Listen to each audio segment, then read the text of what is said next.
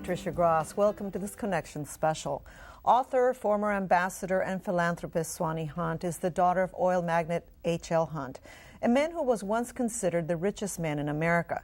Today she shares her life story and why she works so hard to expand women's roles in making and shaping public policy. She's the founding director of Women and Public Policy program at Harvard's Kennedy School of Government. Welcome to The Connection. Thanks, Patty. It's great to have you here. Tell me, I wanted to ask you about the title of the book. You call it Half-Life of a Zealot. Why Half-Life and why Zealot? Well, my brother-in-law says that I should take note of the fact that I'm decomposing. So, but I think people have always found me a bit radioactive too. So that was the pun intended because I was coming at 50 years old. I'm 56 now. But as I was writing this, right. And the Zealot, I think that zeal has gotten a bad name. It's really interesting how the word zealot, people say, oh, you can't use that word. I mean, that's this like negative. A fanatic, right? That's right. But I think we ought to, every one of us, wake up in the morning and say, what am I passionate about? Right. And it can change over time. But we ought to all be zealots for the sake of our passions. And what are you passionate about? What are you a zealot about? Well, I'm a zealous about social justice. Okay. And I'm a zealot about every person contributing to the good. Because we all have resources. It's not about, oh, my father was so rich and therefore I'm in this different category. Yes, of course there are differences, but everybody has something that is unique to their experience. It's the combination of the parenting they had and the education, the hardships. Right. I mean, after you go through a terrible grief experience, you have a capacity, a capacity for understanding another person's grief. There's more room in a broken heart, they say. Well, isn't that it's so? true? It is true. You grew up, obviously, with one of the richest families in the country, maybe the world at the time. There are pros and cons in that. Yeah. What do you find were the pros and cons? Well, the pros are opportunities, Okay. obviously, that my family could afford any education that we wanted. Now, interestingly enough, my parents didn't have a high value on education. Especially for women, you said. Well, yeah. I mean, mother said, you should, if you go to college, you should major in music. And I said, well, why? She said, so you can play the piano at Sunday school. And I said, well, Mom, I can already play the piano at Sunday school. But it's like she didn't have a different category because there wasn't a career other than being a good wife and good mother. And I want to be a good wife and mother. I'm not trying to take away from that, but I had this feeling like I wanted more than that too. My parents were both raised on farms. And so anyway, we had this very odd blend of this affluence on the books, and yet my father took his lunch to work in a brown paper sack. Right. Didn't drive a fancy car. There were no fancy cars in the family, and they, we had very simple meals on very lovely china. Right. It was really odd mix. Kind of weird. Well, not weird. I wouldn't use that word. I'm going to stop you there. No, go ahead. I think it was kind of wonderful, actually. I think it kept my brother and sisters and me from being just sappy spoiled. You were grounded. I think so. You were grounded because they had those values. When did you realize, so as you were growing up, that you were wealthy? I mean, well, I didn't start out wealthy. My mother was not married to my father for the first 7 or 8 years of my life. We lived nearby, and so after his wife died, we moved in to the big mansion, and my whole life turned upside down. It was not a positive moving into the big mansion. Because there was a lot of tension in the house, there was a lot of pressure, and why was there pressure? Well, because they had their difficulties, and your parents. My parents had their difficulties. Right, my mother was 30 years younger than my father, and it was pretty raw. And that's interesting how people look at some palace or mansion and say, oh, gee, if only. Right, but they don't know what's it's just, inside. You never know. It's just real people living in that house.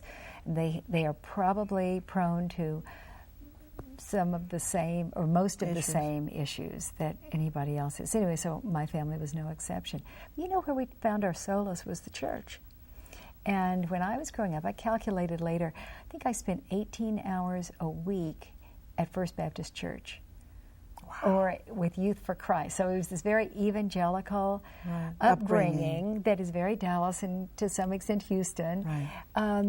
And interestingly enough, that was my safe place. That was the warmth. That was a place where if I had a question, there was an answer.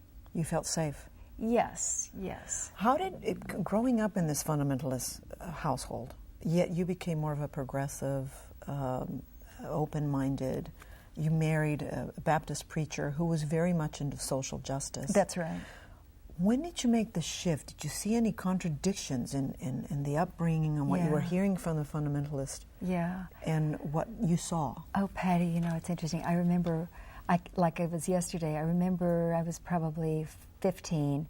I remember what class I was in at church, and they were talking about Africa, which is interesting because I do so much work now in Africa. Right. And I remember asking the question, so if there's someone in Africa who's never heard about Jesus, is that person going to die and go to hell? And the Sunday school teacher said, well, yes, and that's why you must be sure and tell people about Jesus. And I thought, but that's not right. You know, I mean, why didn't you think it was right? There's something really wrong with this idea that there's this God who is sending people to burn in hell when these people haven't even had a chance. And it's not like these people had turned their back on God, you know, but it was more like there was this, you know, God demands this, and if you don't do it, then you will not be saved. Your sense of God was a more loving God. My sense of God was an inclusive God. An inclusive God. A loving God, a caring God, an understanding God. A suffering God, right, interestingly. Right. I mean, you know, Jürgen Moltmann, the theologian, came out with this book probably around 1975 called The Crucified God, which I found really pulled at me, and basically was saying that God is identified in our suffering. It's not that God is standing apart. And that kind of leads to my next question, because what you studied, it really, I thought was very interesting. You studied philosophy in undergraduate, and then you studied psychology, religion, and you have a PhD in divinity, theology. How did all those, I'm wondering if you were searching for some answers, but how did all those influence your work eventually as a philanthropist and as an ambassador to Austria, which is what you became in 1996? Right, right. When I was 12 years old, at church camp, I walked down the aisle during what's called the invitation hymn, and I gave my life to be a missionary.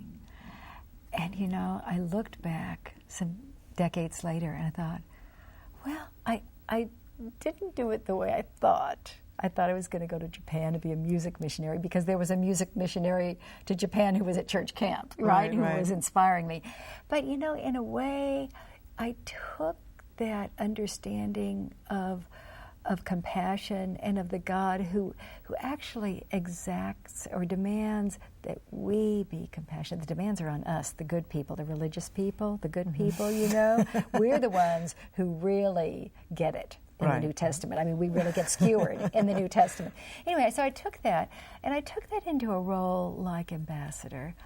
And right next door to Austria was fine. You know, the U.S.-Austrian relationship was fine. Great. We had an embassy of 500 people, 500 employees. It was a lot to do. But next door, Yugoslavia was ablaze, and we had 70,000 refugees who were streaming across the border with tales that I won't repeat them on television because they were so, it was gruesome. Like they were like what you read about in Hitler's concentration camps. And I said, you know what, I'm not going to sit at this big mahogany desk and have my coffee and, you know, go through the motions here. I have to get involved. I have to put my shoulder, you know, into the situation that I think where God is suffering. You were a very strong proponent of intervention in Bosnia. I was. And you had President Clinton's ear.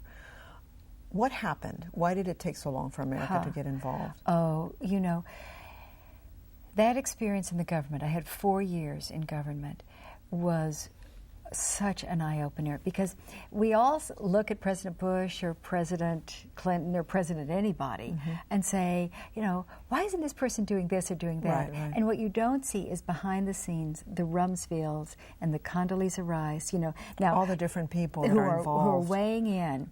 Right. And even as now with this war with Iraq, we had the State Department not wanting, under Colin Powell, not wanting to go to war, and the Defense Department wanting to do it, and the CIA colluding with the Defense Department. Right.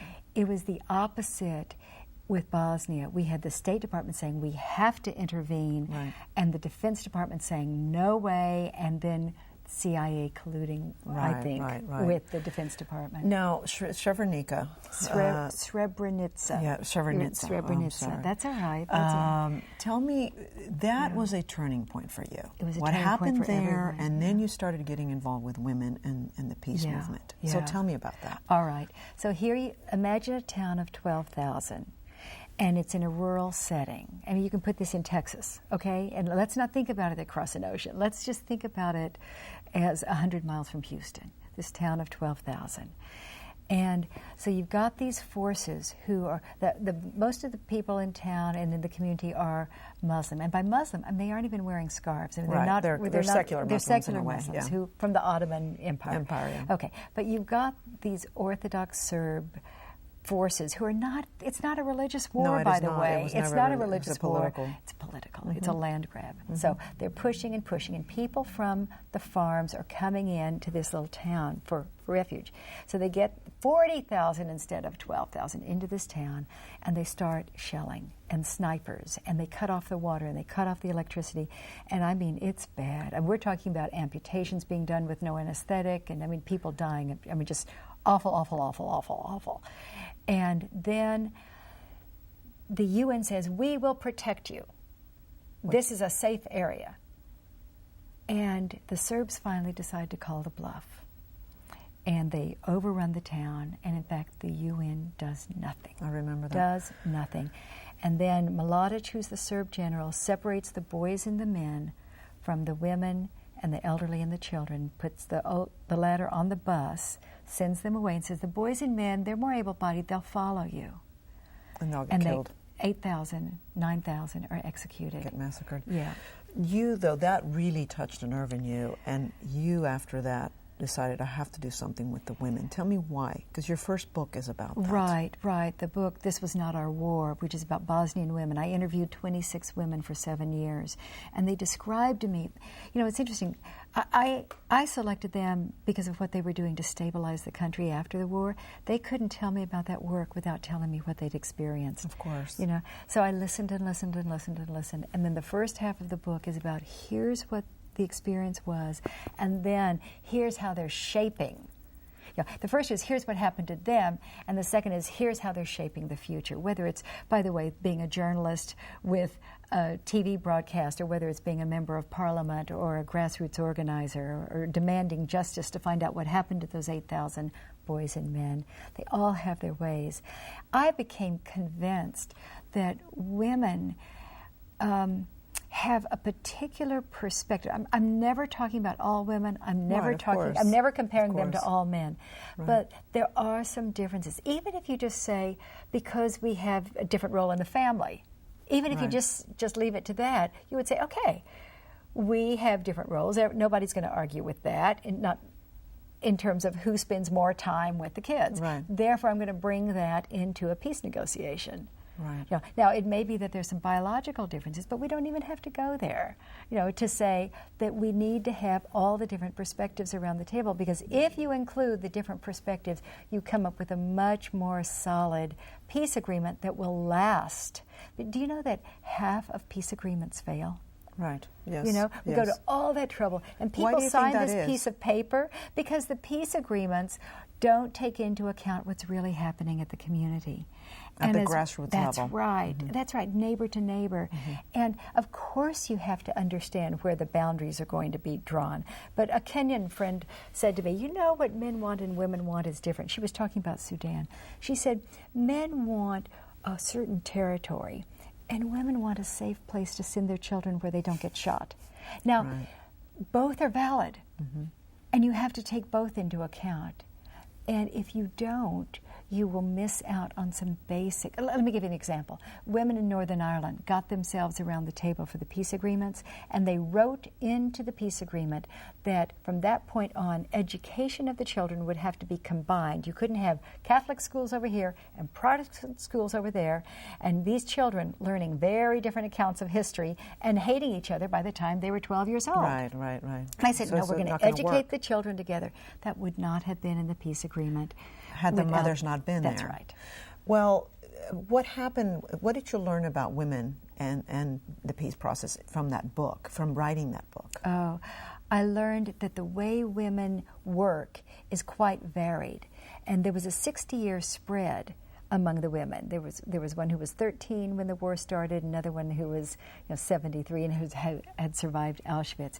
And one of them owned a lot of jewels. She was a descent from royalty. Another, her wealth was 3 chickens. Right. You know, right. And all, you know, and the only thing they could all agree on, there was one thing, was that this was not a religious war and it was not about ethnic differences. Right. Now, what I learned is that these women really understood what this was and was not, and that's true. I've talked to women in probably 30 different war areas, and you can find out more from talking to them about what's really going on than you can from a lot of the highest men politicians. Right. Which isn't to say that there aren't women politicians and that they're not valuable too. What about the Iraqi war? What advice would you give when that country, if ever, gets stabilized? Let's hope it does get stabilized. Yeah. What advice do you give people involved as far as getting women involved in the peace process? Oh, you and I have not talked about this, but right after shock and awe, right? The bombing, the spectacular, the you know, and mission accomplished. Okay. I went to the Pentagon, and I met with the general who was in charge of the Iraqi operations from the Pentagon. And I said, General, you have got to include women leaders. You have had 2 meetings now. One was with 100 future Iraqi leaders. You had 2 women there out of 100. Another was with 300, and you had about 7 women. You are sending a signal that women are not going to be included, and it's a terrible mistake because they can work across lines. They understand what's going on. You've got to have their reconnaissance. And he said, Ambassador Hunt, thank you so much for coming. You're such a wonderful, lady. and let me tell you, as soon as we get the place secure, we'll be able to turn to women's issues. And I said, General, I'm not talking about breast cancer or cervical cancer. Those are women's issues, okay? I'm talking about getting the place secure. Now, we have to have a very different mindset about how we bring the stakeholders around the table, which includes that 52% of the population. Well, they have more influence in their sons, maybe, than their husbands. Well, yeah. And they also know where the weapons are, by the way. They know who the disaffected youth are, How do we get women more involved? I mean, you're the director of the public policy and women in Harvard, and I guess you train women from all over the world. I train women, but we also train men on how to include women. It's not that these policymakers are bad people or stupid people, etc. They're looking through a lens, and it's kind of like when I was growing up in Dallas. There were a lot of people who wanted to take care of the girls. And these were older men. And I'm not talking about anything sexual. I'm just saying that a man knew that his job was to take care of the women, to protect, look after paternalistic, the women in the family, the women and girls. In fact, when my sisters and I were in our mid-20s, we were still getting letters, from someone at the company saying, "Dear girls." And I said, among us, we have 3 master's degrees, 2 doctorates. I mean, and so I wrote back and said, "Dear boys, we're going to be so glad to be at that meeting to see what you boys are up to. See you later, boys." They got the message, didn't they? They got the message, right. Yeah. And you started, you have a class called Internal Security? Inclusive Security. Tell me about that. Inclusive Security, it looks at actual conflicts And we bring in women, like for example in January we'll have women from Iran, Uganda, Nepal, Sudan, Colombia. These are all war areas. We bring in women who are very actively and effectively working on stopping that conflict, and they exchange their strategies with each other. They teach the students. The average age of the students is probably 30. So these are students who then become policymakers. They become ministers in their governments. They work at the State Department, and we teach the students about how to look for those women and how to fund their work, how to structure a negotiating team that would have those women. So just like I was left out for so many years, and that's what Half-Life of a Zealot tries to describe, is feeling so left out and then finally finding my voice, and then wanting to bring in other women and help them find their voices. You know, you talk about your mother throughout the book, and your dad too. Your dad was not so much of a philanthropist. He felt that you need to just create jobs and you're a businessman. That's right. But you learned so much from your mother. Tell me, who were the most influential women in your life and men in your life, and what did they teach you? Well, you know, that's a great question, because I had this fabulous influence of my mother, who I always thought about Thanksgiving, because the family would stand around and there would be a prayer. Mother would lead a prayer, and it would go on and on and on, because it would always start out, you know, thank you, Lord, that we're here and we love each other so much, but there's so many people in the world who don't have family today.